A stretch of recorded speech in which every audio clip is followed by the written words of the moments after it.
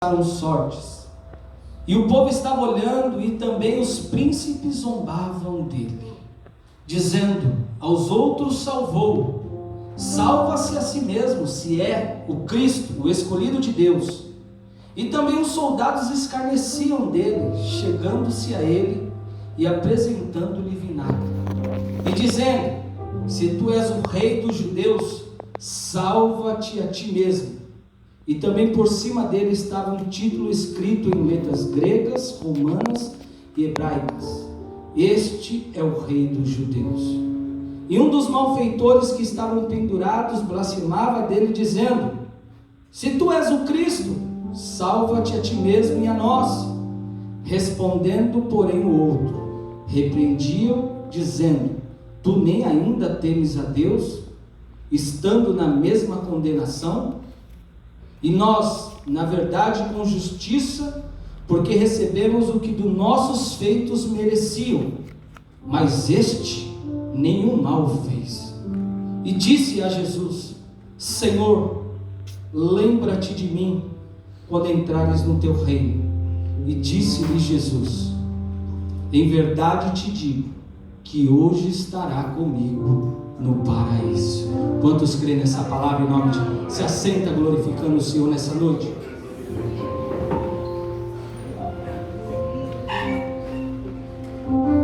Queridos irmãos, a festa da Páscoa havia chegado, e Jesus, sabendo que era chegada a sua hora, decisivamente ele rumou a Jerusalém.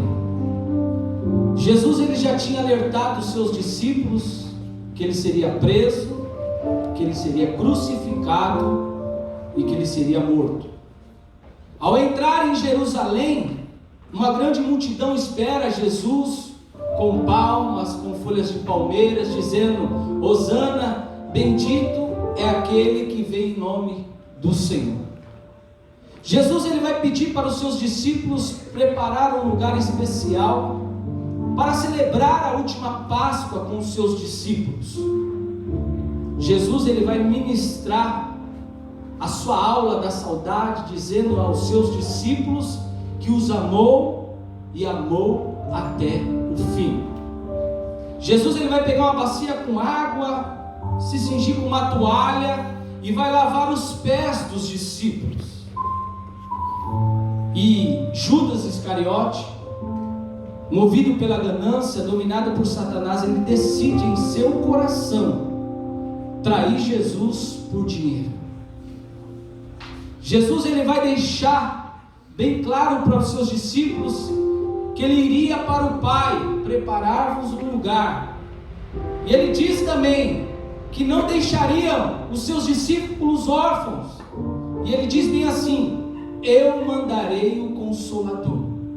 Aqui eu já abro um parênteses. Eu queria te dizer nessa noite que você não está sozinho. Existe um Consolador sobre a tua vida e sobre a minha vida. A palavra de Jesus, quando é liberada sobre a minha vida e sobre a tua vida, ela é uma palavra verdadeira, que pode passar anos e anos e ela permanece fiel. E Jesus vai pegar o pão, dar graças, partir e disse: esse é meu corpo, que é partido por vós. Tomai e comei, e fazei isto em memória de mim. E ao mesmo tempo Jesus vai pegar o cálice, dizendo: esse cálice é o cálice da nova aliança. Tomai e bebei, e fazei isto em memória de mim.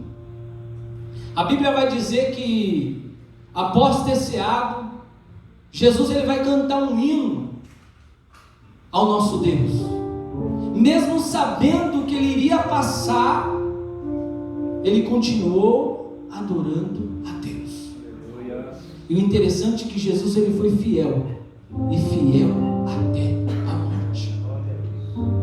Jesus, ele se levanta daquela mesa da última ceia com seus discípulos, ele vai atravessar o vale do Cedron, mergulhar no monte das oliveiras, prensa por azeite, e vai levar consigo Pedro, Tiago e João.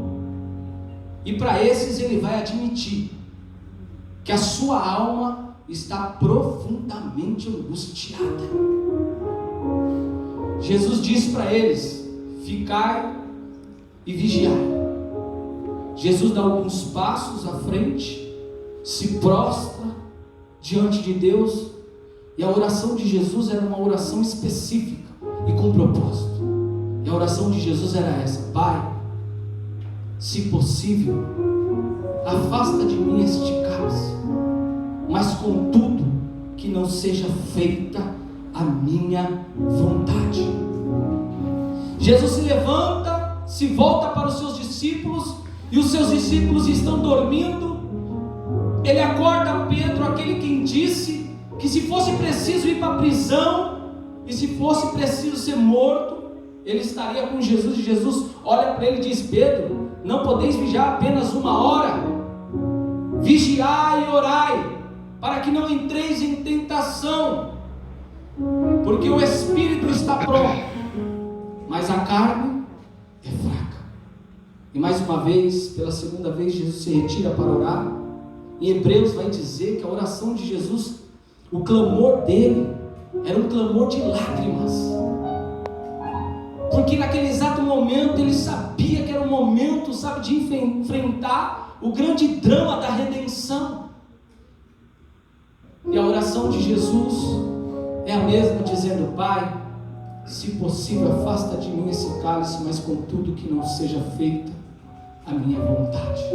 Naquele exato momento, irmãos, estava sobre os ombros de Jesus o pecado de toda a humanidade, e ele carregava sobre si naquele exato momento. E a Bíblia vai dizer que ele vai se levantar, voltar para os seus discípulos. Pela segunda vez, seus discípulos estão dormindo novamente. Jesus volta pela terceira vez a orar, e uma oração mais intensiva a Deus, porque Lucas vai dizer que vai chegar um determinado momento que Jesus ele vai suar gotas de sangue. E a oração de Jesus é aquela que tem propósito em dizer: Pai,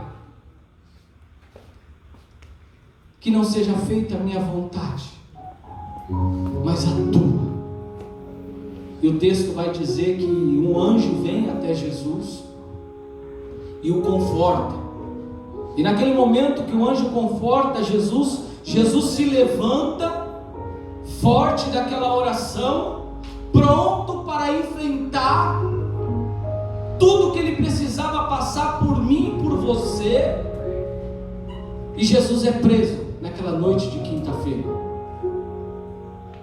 O sinédrio, o sacerdote, o sumo sacerdote, eles vão acusar Jesus de um pecado, dizendo que ele cometeu blasfêmia contra Deus. Mas o julgamento que o sinédrio faz diante de Jesus é um julgamento ilícito e ilegal, porque o sinédrio não podia julgar ninguém à noite, e eles sabiam muito bem disso, e eles julgam Jesus à noite. E não bastando de julgar Jesus à noite, acusando de blasfêmia contra Deus, eles contratam testemunhas falsas para acusar Jesus. E Jesus é cuspido, Jesus é zombado. E naquela noite de quinta-feira para sexta, Jesus passou os horrores nas mãos do sacerdote e do sumo sacerdote e de todas aquelas pessoas que foram contratadas para acusar Jesus. Na sexta-feira de manhã, ele se reúne novamente, e o sacerdote, o sumo sacerdote, sabendo que a acusação religiosa não seria suficiente para acusar Jesus diante de Pilato, eles vão arrumar outra acusação contra Jesus, e vão dizer que Jesus cometeu outro pecado. E o outro pecado que eles acusam Jesus é de rebelião contra César. Eles pegam Jesus na manhã de sexta-feira, apresentam diante de Pilatos e acusam para Pilatos, dizendo que Jesus cometeu 2 pecados: blasfêmia contra Deus e rebelião contra César. Mas o interessante é que quando Pilatos olha para Jesus, Ele consegue enxergar em Jesus a inocência que havia em Jesus. E ao mesmo tempo que ele consegue enxergar a inocência em Jesus, Pilatos, ele consegue olhar para o sumo sacerdote, aqueles que acusavam Jesus, e viam que eles acusavam Jesus por uma motivação de inveja contra Jesus. Pilatos consegue enxergar isso.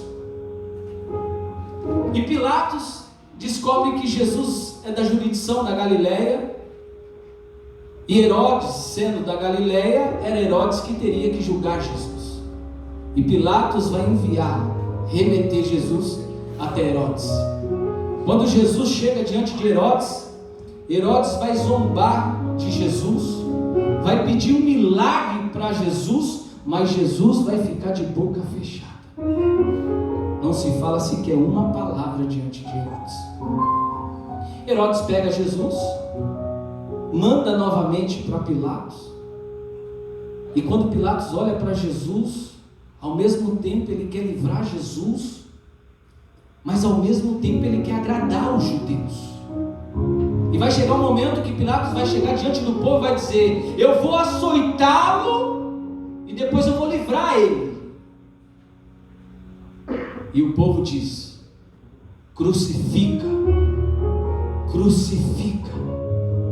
E Pilatos, ficando sem saída, porque conseguia enxergar uma inocência em Jesus, chega um determinado momento que ele diz: quem vós quereis que soltais? Jesus, o rei dos judeus, ou Barrabás?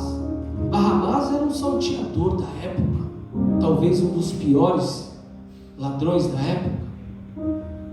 E a multidão vai gritar: crucifica Jesus e solta Barrabás. E Pilatos, diante daquele vozerio dizendo: crucifica Jesus e solta Barrabás, Pilatos consegue enxergar que não tem saída. Pilatos vai pedir uma vasilha com água, vai lavar suas mãos e dizer: eu estou livre desse sangue inocente. Jesus era inocente, Deus. Jesus, ele pega aquela cruz, coloca em seus ombros, com o seu corpo surrado, esmiuçado, e ele começa a carregar aquela cruz pelas vielas, pelas ruas estreitas de Jerusalém. Em um determinado momento, Jesus, já não podendo suportar mais o peso daquele lenho, com as câimbras nas pernas, com o seu corpo surrado, ele cai com aquela cruz e levanta o Simão Cirineu para conduzir junto com Jesus aquela cruz. E ao chegar no Gólgota, ali Jesus é crucificado. Mas o interessante é que quando Jesus é crucificado, dois ladrões é crucificado junto com Jesus, um à direita e outro à esquerda. Essas três cruzes do Calvário representam a verdade de que Jesus Cristo é aquele que divide os homens em apenas dois grupos, não ricos e pobres, ou ateu e religiosos. Só há dois grupos aos olhos de Deus: os que estão salvos e os que estão perdidos, os que se arrependem e os que permanecem impenitentes, os que na última hora têm um encontro com Cristo e são salvos, e aqueles que permanecem endurecidos e perecem eternamente. A cruz de Cristo está dividindo os dois ladrões, e esses dois ladrões são os dois tipos de pessoas que existem diante dos olhos de Deus. Eu queria falar um pouquinho da cruz do centro. A cruz do centro é a cruz da salvação. Ali estava pregado naquela cruz, o Criador do universo, aquele que mediu os céus a palmos, aquele que mediu as águas do mar na palma da sua mão, aquele que pesou o pó da terra em balança de precisão e aquele que espalhou as estrelas no firmamento. Era ele que estava pregado naquela cruz. E o interessante é que ele estava na cruz do centro, não por ser o maior pecador, porque pecado não tinha em Jesus. Ele estava na cruz do centro porque ele assumiu o nosso lugar como nosso substituto. E a Bíblia diz que Deus lançou sobre ele a iniquidade de todos nós. Naquele momento, ele foi feito pecado por nós. Naquele momento, ele se fez maldição por nós. Naquele momento, não havia beleza nele. Naquele momento, o próprio sol escondeu do rosto dele e houve trevas ao meio-dia. Naquele momento, o Pai precisou desampará-lo, porque ele foi feito pecado. E Deus é santo, santo, que não pode contemplar o mal. Diz a Bíblia que ele estava na cruz do centro, porque naquela cruz estava eu, estava você. Então Deus transpassou seu filho e agradou o Pai morrê-lo. E ele foi feito pecado por nós, maldição por nós. Olha que tudo o que Jesus passou por amor a mim e amor a você. E diz a Bíblia que ele carrega no seu corpo sobre o madeiro os nossos pecados. Naquele momento que Jesus está crucificado, ele revela à humanidade que todos os nossos pecados foi cravado naquela cruz junto com ele. A cruz do centro revela para nós o amor insondável, indescritível de Deus. Porque Deus é capaz de amar eternamente, sacrificialmente, perseverantemente os objetos da sua ira. Nada descreve com tanta eloquência, com tanta beleza, com tanta profundidade o amor de Deus do que a cruz de Jesus Cristo. Quando nós olhamos para a cruz, é algo que nos constrange. Jesus sofreu, passou tudo o que passou e nós não merecíamos nada disso. Mas sabe por que ele passou por tudo isso? Porque ele te amou. Porque ele me amou.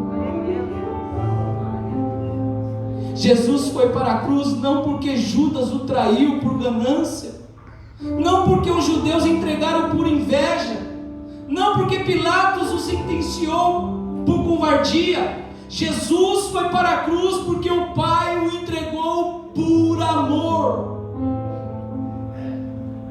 Ele não poupou o seu único filho, antes por todos nós o entregou. Por isso que eu e você precisamos fazer valer a pena a nossa vinda na casa de Deus. E não somente na casa de Deus, no seu trabalho, na rua que você anda, na condução que você pega. Nós precisamos fazer valer a pena todo aquele sacrifício que Jesus sofreu por mim e por você. E o interessante é que 2000 anos atrás, eu já falei isso aqui, vou falar novamente. Abraão sobe no Monte Moriá, e lá tem um cordeiro substituto para o filho de Abraão. Mas 2000 anos depois, o Filho de Deus sobe ao Gólgota, e lá não tem um cordeiro substituto para o Filho de Deus. Sabe por quê? Porque ele é o cordeiro de Deus que tira o pecado do mundo, pastor. E o Pai entregou por amor a você, por amor a mim. Porque Deus amou o mundo de uma tal maneira que entregou o seu unigênito, para que todo aquele que nele crê não pereça, mas tenha a vida eterna. Nessa noite você precisa sair daqui entendendo que você tem uma vida eterna sobre a tua vida. Deus prova o seu amor por ter Cristo morrido por você, sendo eu, sendo nós ainda pecadores. Mesmo ainda sendo pecadores, Ele revela o seu amor para conosco.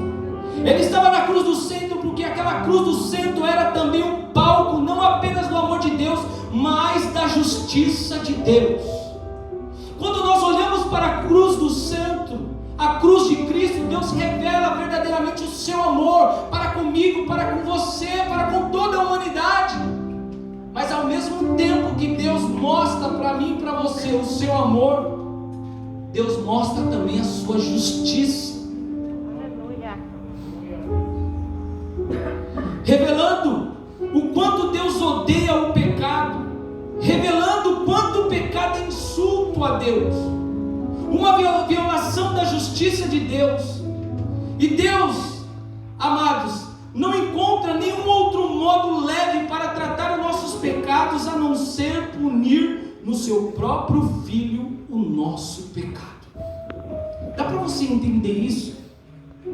Quando Deus olha para mim e para você, Ele não vê outro modo mais leve de punir o meu pecado, o teu pecado, a não ser no seu próprio Filho. Aí eu te pergunto, não é um amor que nos constrange?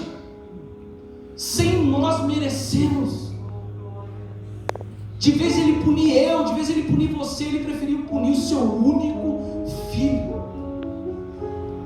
Na cruz revela tanto o amor quanto a justiça de Deus. Quando nós olhamos para a cruz, é o amor e a justiça. Jesus está na cruz do centro porque Ele voluntariamente se entregou. Jesus não foi para a cruz como um mártir.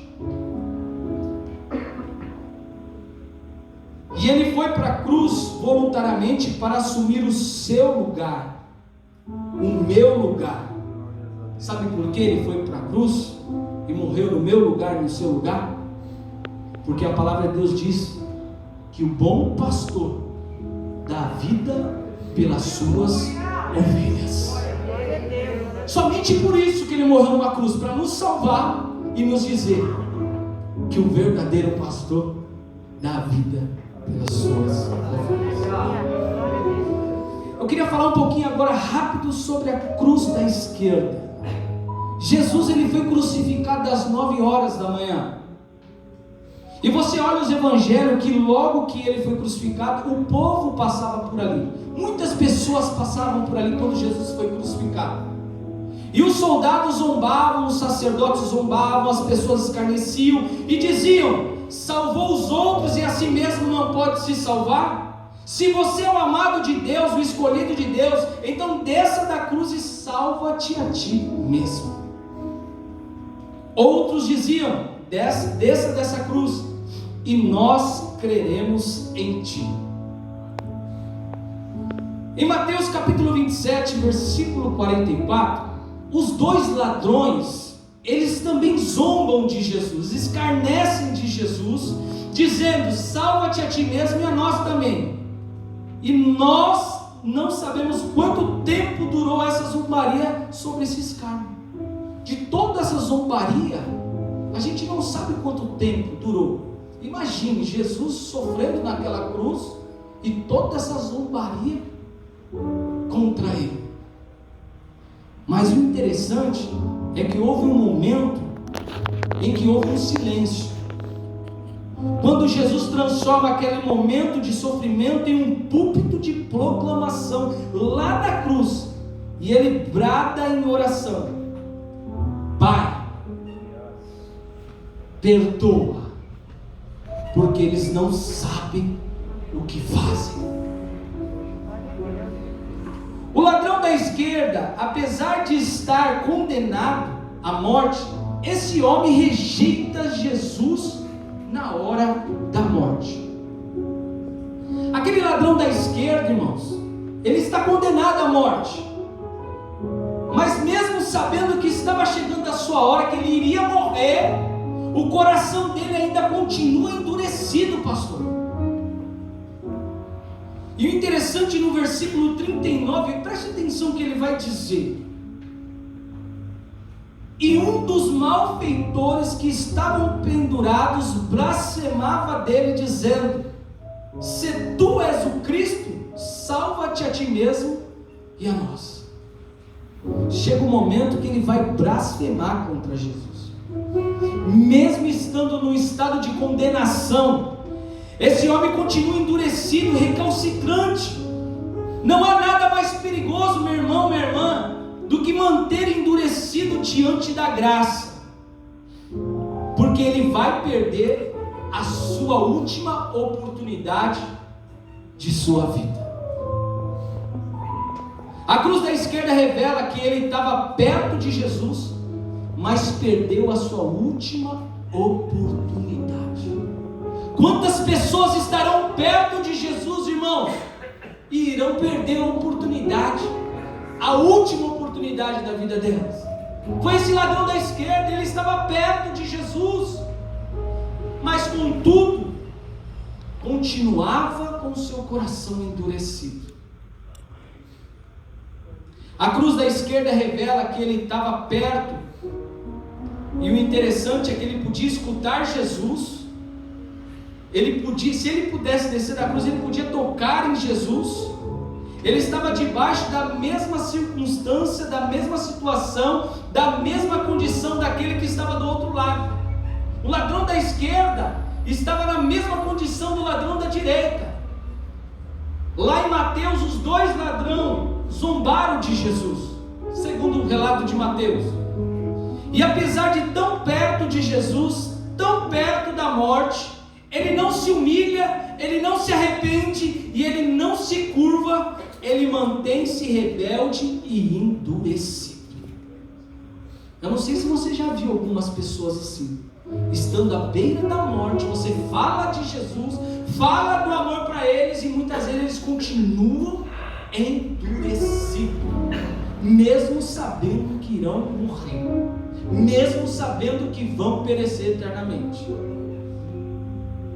No versículo 39, a gente vai observar que ele chega a clamar, pastor, mas o clamor dele não há quebrantamento, porque o versículo 39 ele vai dizer: e um dos malfeitores que estavam pendurados blasfemava dele, dizendo: se tu és o Cristo, salva-te a ti mesmo e a nós.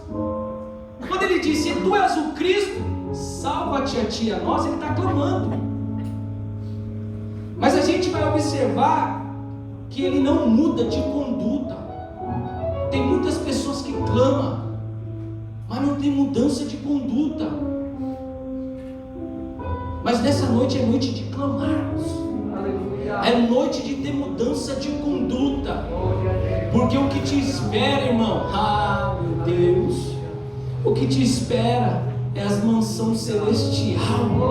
Não abra mão da tua salvação por nada. Hoje é noite de quebrantamento diante de Deus.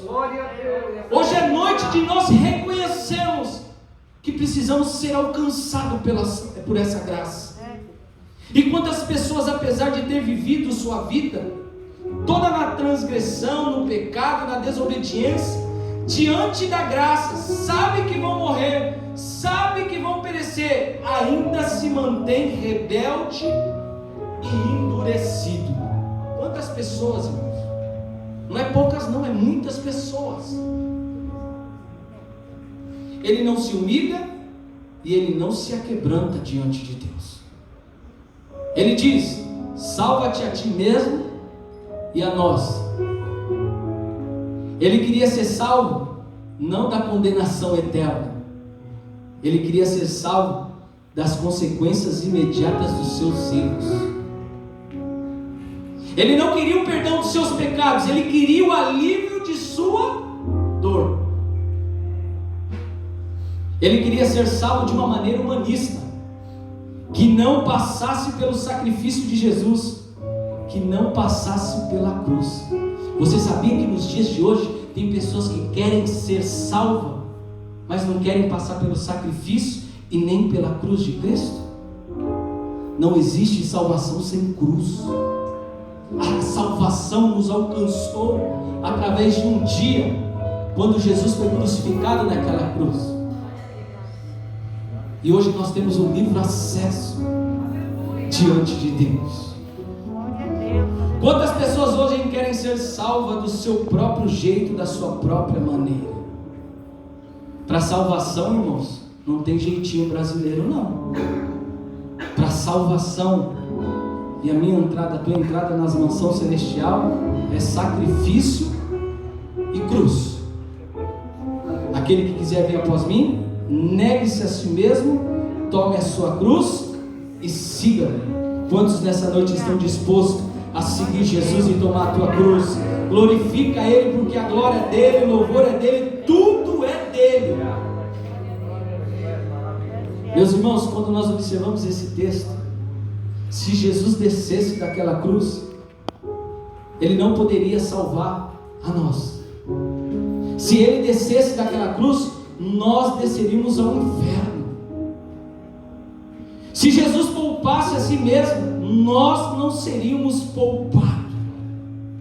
Porque a única maneira da humanidade ser salva é pelo sacrifício de Cristo, e pela morte de Cristo, e pelo sangue de Cristo vertido naquela cruz. É só por esse caminho que nós podemos ser salvos, pelo sangue de Cristo vertido naquela cruz. Não há outro meio. Não somos salvos pelo nosso merecimento, mas somos salvos pelo sacrifício de Jesus na cruz do Calvário. Mas somos salvos pelo sacrifício de Cristo na cruz do Calvário. Por isso, Ele chega no final da vida e perece eternamente. Sabe por quê? Não houve mudança de conduta e não houve quebrantamento. Nessa noite, em nome de Jesus, precisamos mudar os nossos comportamentos. Jesus está falando comigo. Eu preciso mudar a minha conduta. Eu preciso me quebrantar diante de Deus. O interessante é que algo dentro dele, o ladrão da cruz da direita, esse ladrão da direita também viveu na ilicitude, transgressor da lei, também era uma pessoa que perturbava a sociedade, e um dia esse homem foi apegado pela lei, foi julgado e condenado. Agora nós estamos na cruz da direita. O ladrão da direita, ele fez as mesmas coisas, talvez até pior do que o ladrão da esquerda. Mas um dia, ele foi pego pela lei, ele foi julgado e condenado. E imagina a cena no mesmo dia em que Jesus estava no pretório romano, e na mente dele, talvez ele pensava: quem será que vai ser solto hoje? O ladrão da direita, imagino ele dentro da prisão, imaginando: quem que será solto hoje? Ele tinha uma esperança, sim ou não? Ele tinha uma esperança. Poderia ser ele ser solto naquele dia. Talvez ele pensou: quem sabe seja eu. Como de repente naqueles corredores da prisão começa a se espalhar: Barrabás foi escolhido, Barrabás foi escolhido. E morre na alma dele a última lâmpada de esperança. Ele sabe que vai ser morto, ele sabe que vai andar pelas ruas de Jerusalém sobre as vaias de uma grande multidão. Ele sabia muito bem de tudo isso, o ladrão da direita. Ele é crucificado ao lado de Jesus, o coração dele está duro, ele blasfema de Jesus, insulta Jesus e ele escarnece de Jesus também, como foi dito lá em Mateus. A mesma posição que o ladrão da esquerda teve, ele também teve, coração endurecido, blasfemando contra Jesus. Mas quando de repente Jesus abre a boca e diz: Pai, perdoa porque eles não sabem o que fazem. Essa palavra penetra no coração dele como uma espada, e ele começa a perceber uma coisa: ele não está diante de um criminoso, ele está diante daquele que é santo. Ele consegue reconhecer em Jesus. Quando Jesus diz: Pai, perdoa porque eles não sabem o que fazem, dele. E ele consegue enxergar: eu não estou diante de um criminoso, eu estou diante daquele que é inocente e santo. E ele consegue reconhecer Jesus como Rei e Salvador. E algo dentro dele mudou, irmão, em ouvir aquela palavra de Jesus. Nessa noite, em nome de Jesus, que a palavra que está sendo lançada desse altar crave nos nossos corações, para que haja uma mudança radical, a qual Jesus espera de mim e espera de você. E o interessante, ele reconhece o seu erro e ele passa a aproveitar a sua última oportunidade.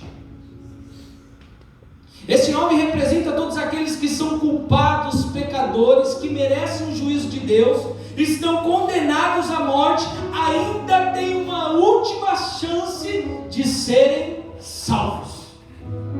Eu e você nessa noite temos chance ainda de sermos salvos em nome de Jesus. No versículo 40, olha o que ele vai dizer, já estou encerrando. Respondendo, porém, o outro repreendiu, dizendo: tu nem ainda temes a Deus, estando na mesma condenação? A primeira coisa que acontece na vida de uma pessoa salva, sabe o que é? É o temor ao Senhor. Ele vai olhar e vai dizer: eu e você estamos na mesma sentença, mas esse homem nenhum mal fez. E o interessante é que, enquanto as pessoas acharem que o pecado é simples, que não tem problema, elas não podem ser salvas. Tem muitas pessoas, irmãos, que vivem vidas desregradas diante de Deus, achando que o pecado é simples e não tem problema. Mas o que o Espírito Santo falava no meu coração é que essas pessoas não podem ser salvas enquanto acha que o pecado é simples e não tem problema. O temor é aquilo que leva as pessoas a dizer o seguinte: eu mereço ser condenado, eu mereço o juízo de Deus. Ela reconhece o seu estado de miséria. Esse ladrão da direita, ele vai reconhecer o seu estado de miséria. Vai chegar um momento que ele vai dizer: eu e você estamos aqui porque nós merecemos. Sabe o que significa isso? Arrependimento. Ele sabe que estava vivendo uma vida desregrada, pastor. E um dia ele foi pego pela lei. A lei julgou, um julgamento justo, foi preso, foi condenado, e agora ele consegue olhar: eu estou aqui porque eu mereço. Nós precisamos reconhecer dentro de nós, irmãos, que somos falhos, que dependemos todos os dias dessa graça. Essa graça que nos regenera todos os dias da nossa vida, que precisa alcançar os nossos corações e muitas das vezes mudar, porque muitas das vezes nós se achamos a bolacha mais gostosa do pacotinho e se esquecemos que só estamos aonde estamos porque 2000 anos atrás Jesus morreu no teu lugar e no meu lugar, e por isso que estamos assentados aqui nessa noite, podendo adorar esse Deus. Precisamos reconhecer que precisamos dessa graça.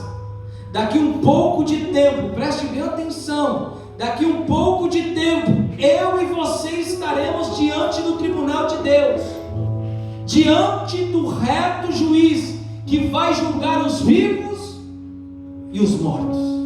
Não vai ter escapatória, irmãos. E o versículo 40, ele vai dizer: estamos aqui porque merecemos. Ele reconhece que é pecador e falho. Que nessa noite eu e você reconheça, irmãos. Não podemos se achar melhor do que o nosso irmão da direita, da esquerda. Às vezes precisamos dar uma olhadinha para trás e ver de onde Deus nos tirou. Quem era eu, quem era você, e quem somos hoje, e quem seremos futuramente diante de Deus. Nessa noite você tem a oportunidade de fazer uma reflexão dentro de cada um de nós e fazer uma autoanálise. Será que valeu a pena todo aquele sacrifício de Jesus por mim e por você?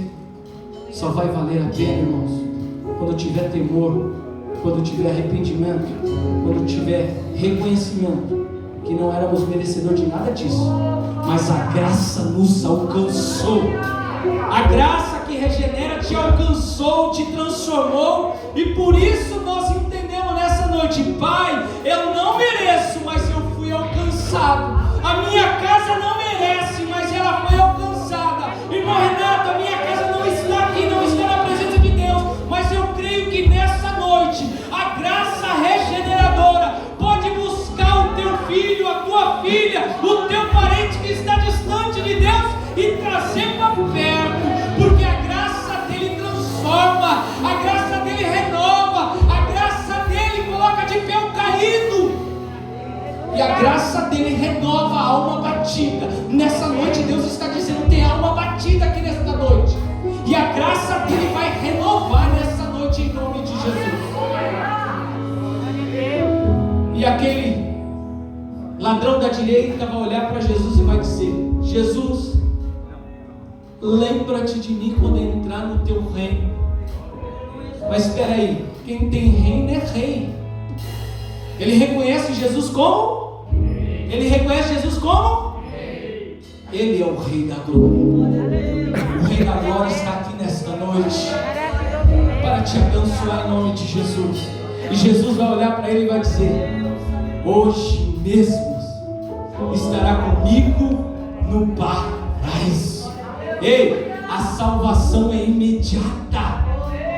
Esse ladrão da direita não precisou, pastor, passar pelo purgatório, sofrer lá e depois entrar no céu, não. Ele precisou apenas de uma coisa: temer ao Senhor, se arrepender. E quando Jesus viu isso nele, Jesus olhou e disse: hoje mesmo estará comigo no paraíso. Nessa noite, em nome de Jesus, Jesus está falando com alguém: a salvação dele é imediata. Só depende de mim, só depende de você, que nós possamos sair daqui nessa noite entendendo que valeu a pena Jesus passar tudo que ele passou por amor a mim e por amor a você. Vamos colocar de pé em nome de Jesus? Coloca a mão no teu coração nessa noite. Eu não sei como você entrou aqui. Coloca a mão no teu coração. Eu não sei como você entrou aqui nessa noite, mas aquele que sonda os corações está aqui no nosso meio, passeando entre nós. E você nessa noite vai sair daqui renovado, avivado, entendendo e ir levando a tua salvação. Por que, irmão Renato? Porque a salvação ela é imediata. Recebe aquele que teme, recebe aquele que se arrepende e recebe aquele que confessa Jesus como o Rei da Glória. Confessa nessa noite. Comece a orar ao Senhor dizendo: Senhor, eu sei que tudo que o Senhor passou, Senhor, eu não merecia nada disso, nós não merecíamos nada disso, mas nessa noite, em nome de Jesus, Deus, a alma abatida que o Senhor disse para mim nessa noite, alcança o coração dessa alma abatida, Pai.